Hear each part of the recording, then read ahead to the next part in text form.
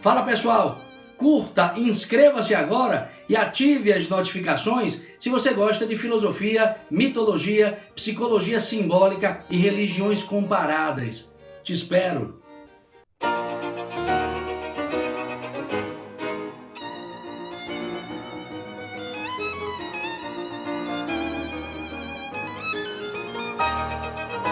Eu falei na segunda-feira da fábula budista A Tartaruga e os Peixes.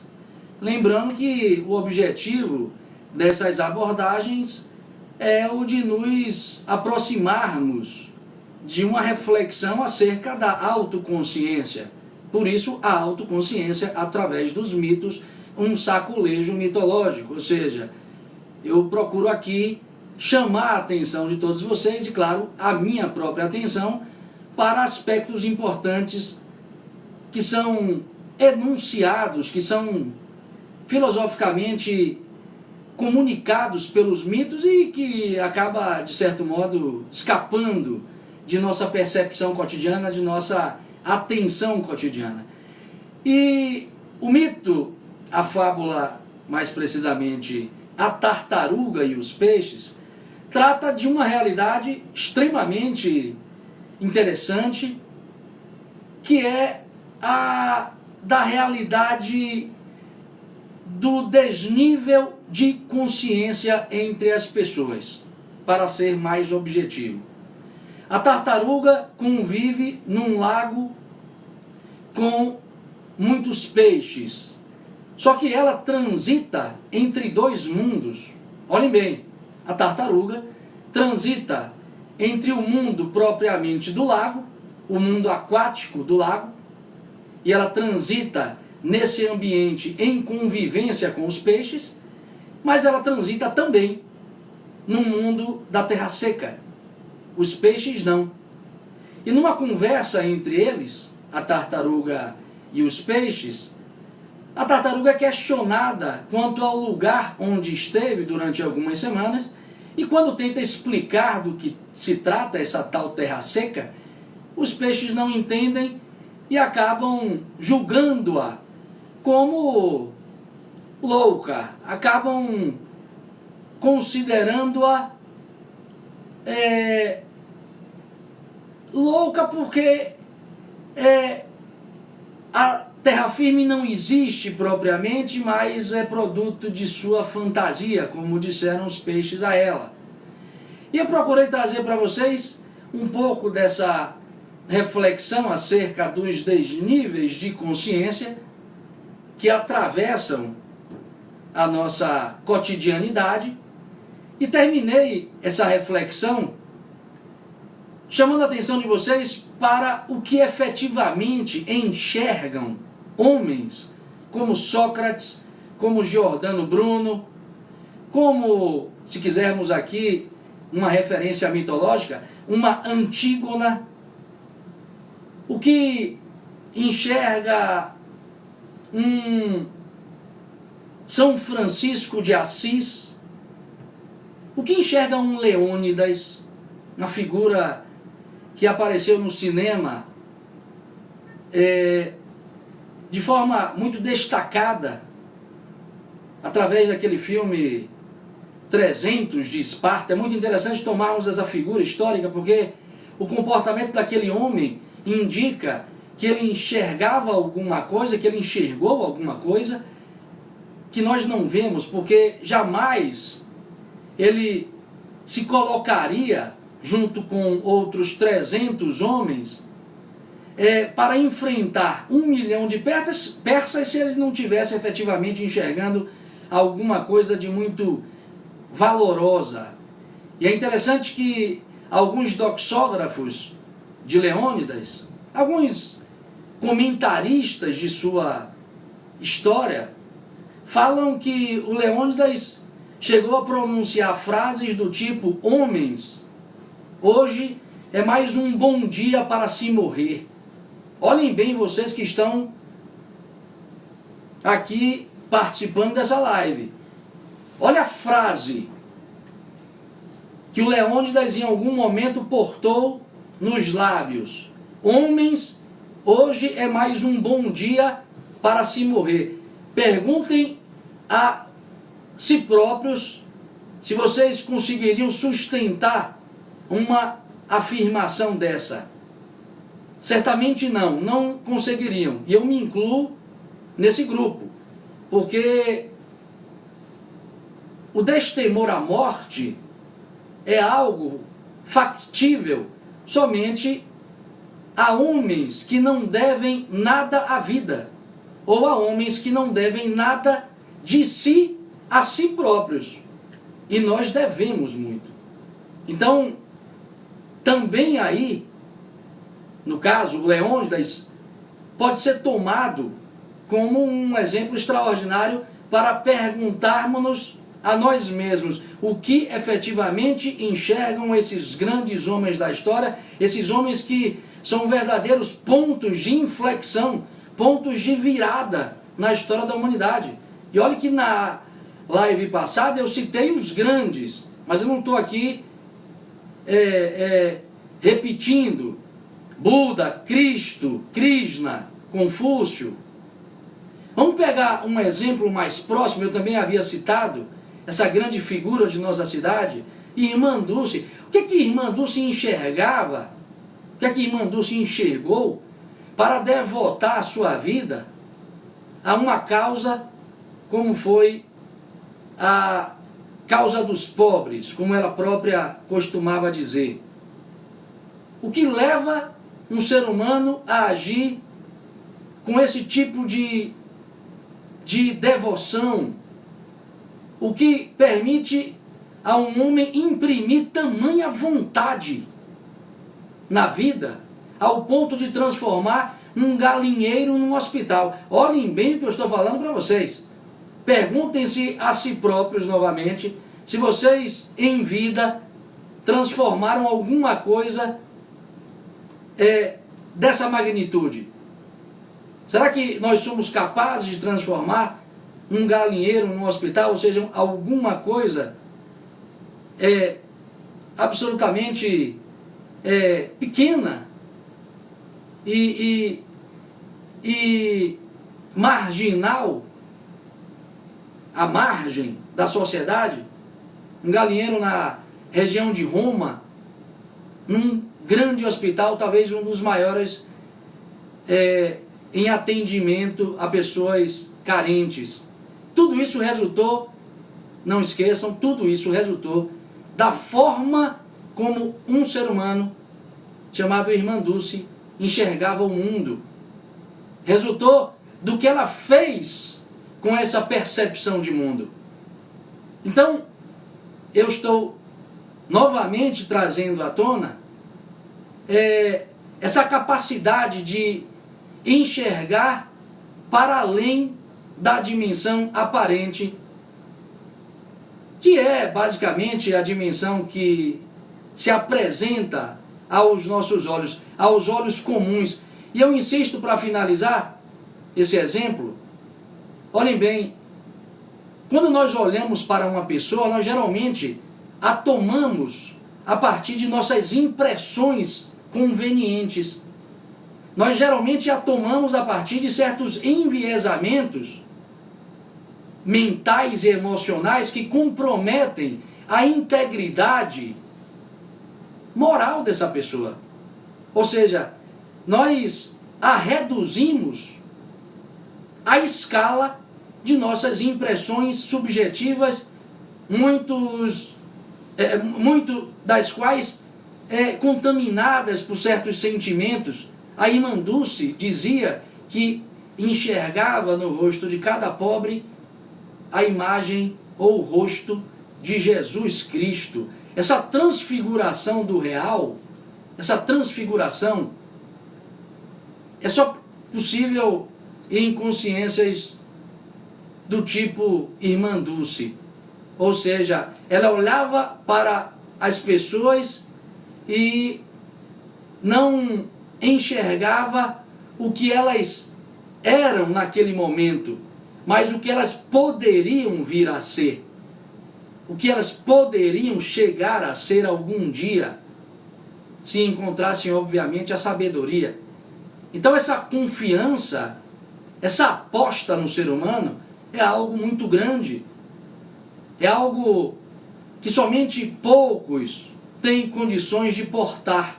Daí porque eu me referi a esses poucos homens como homens tartaruga. Transitam entre dois planos de realidade. O plano ordinário, no qual nós nos encontramos, e o plano extraordinário da terra seca. Bom, mas eu quero colocar uma consideração filosófica importante agora para todos vocês. Muita atenção. Eu quero chamar a atenção de vocês para o fato de que esses poucos homens só enxergaram o que enxergaram, só conseguiram ver o que viram, porque conseguiram erguer-se sobre si mesmos, porque conseguiram, de algum modo, se autossuperarem, porque conseguiram, de algum modo, se autotranscenderem. Como assim, professor?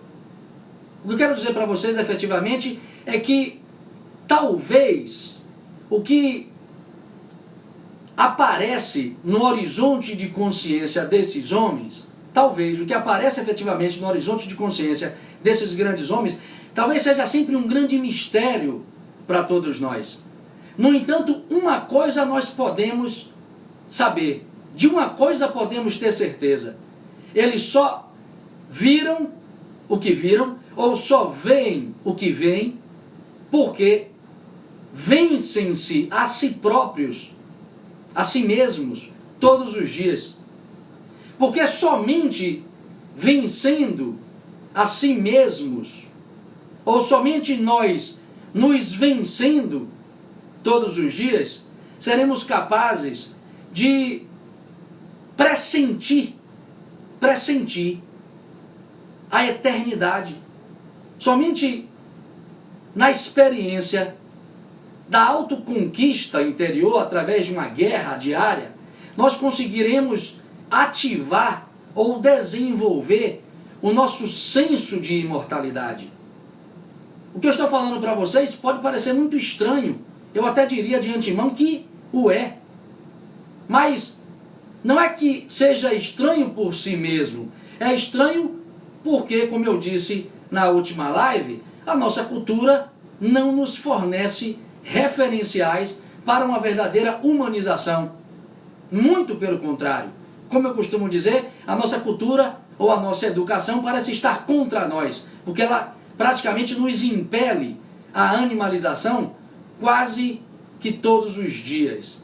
Então, certamente caímos em muitas ciladas sem sequer nos darmos conta, e uma delas é a própria concepção de homem como animal.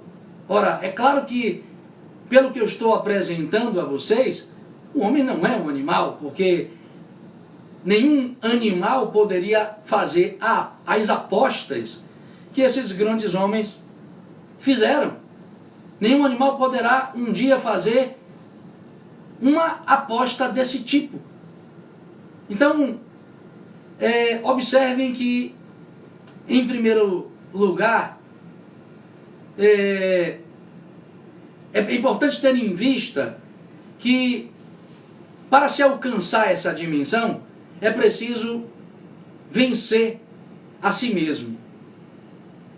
E isso nos leva, consequentemente, a uma ponderação muito interessante, que é a que responderia a pergunta: por quê? Por quê, professor? Por que vencendo-me a mim mesmo, eu me aproximo da possibilidade de perceber a realidade como ela é?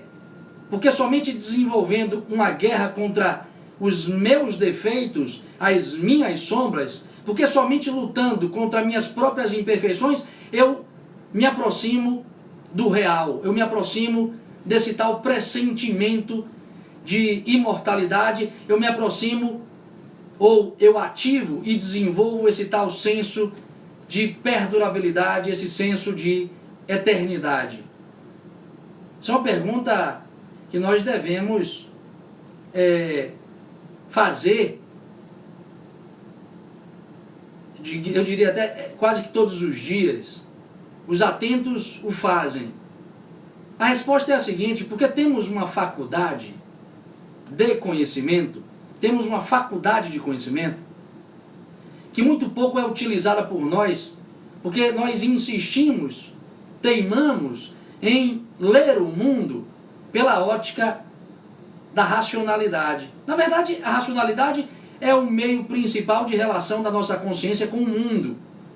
Não há como escapar dessa prevalência. No entanto, nós podemos sim provocar a nossa intuição. Nós podemos sim provocar o desenvolvimento de uma percepção intuitiva sobre a realidade. Vocês poderiam me perguntar o que é a intuição? Pergunta filosófica importantíssima. Objeto de muitas investigações filosóficas ao longo da história. Mas sobre isso eu tratarei talvez em algum outro momento.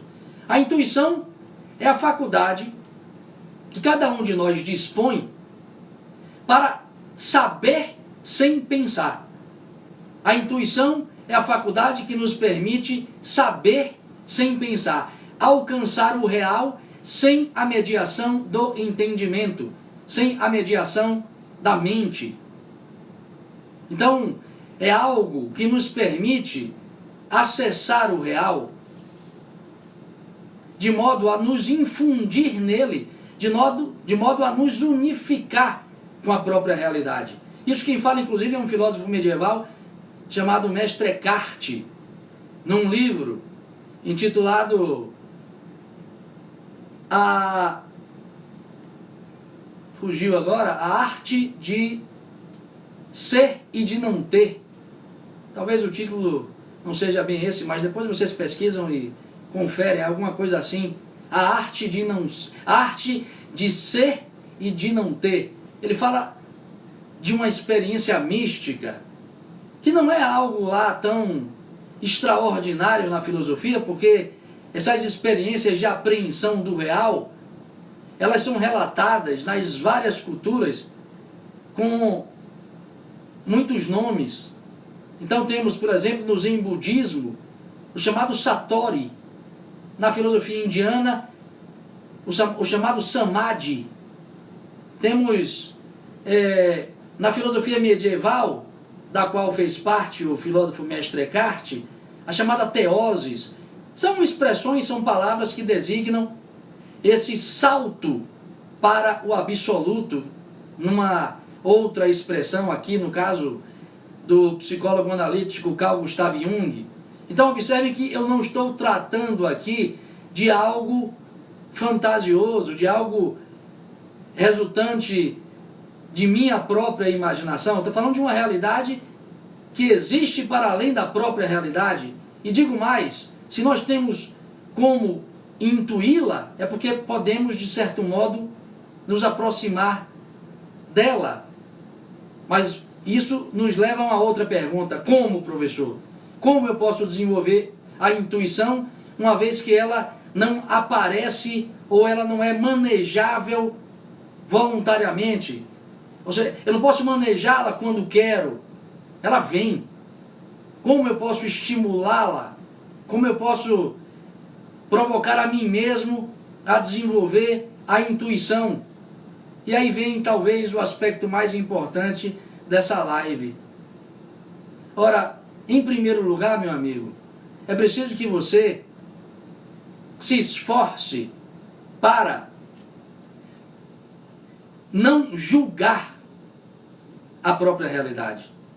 Porque a intuição só se desenvolve numa pessoa quando ela se esforça para pôr em suspensão os seus juízos, os seus julgamentos sobre a realidade. Quando ela se esforça para pôr em suspensão o seu olhar sobre o mundo, quando ela se esforça para educar o seu olhar sobre o mundo, de modo a contaminá-lo o mínimo possível com os seus desejos, com os seus preconceitos, com suas impressões convenientes, ou seja, de modo a contaminar o mundo o mínimo possível com as suas ideologias, hoje muito na moda. Então o que eu quero dizer para vocês é o seguinte: é preciso que a gente compreenda, em primeiro lugar, que somente nos comprometendo conosco mesmos e com a realidade, a não julgar a realidade, é que nos aproximamos do manejo dessa faculdade extraordinária chamada intuição. Traduzindo em outras palavras, o que nós devemos fazer é, sobretudo, um grande esforço para deixarmos de ser tolos, óbvios, prosaicos, repetitivos. Ou seja, a ideia é nos afastarmos um pouco das influências, por exemplo, de nossa própria cultura. Então esse é um primeiro aspecto. E um segundo aspecto, para finalizar mesmo e complementar o que eu disse, olhem bem, é claro que isso se trata de algo difícil, de algo raro, de algo conquistável somente com grande esforço.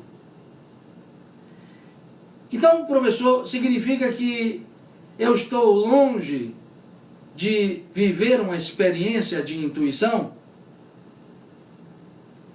De certo modo está, mas pode diminuir essa distância se deixar de lado esse padrão superficial de experiência de vida que você tem.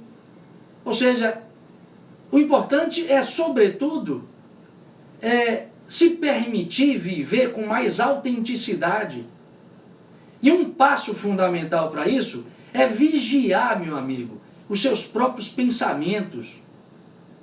Meu amigo, minha amiga, é vigiar as suas próprias emoções. Porque quando eu digo que nós estamos distantes da realidade, quando eu digo que nós estamos distantes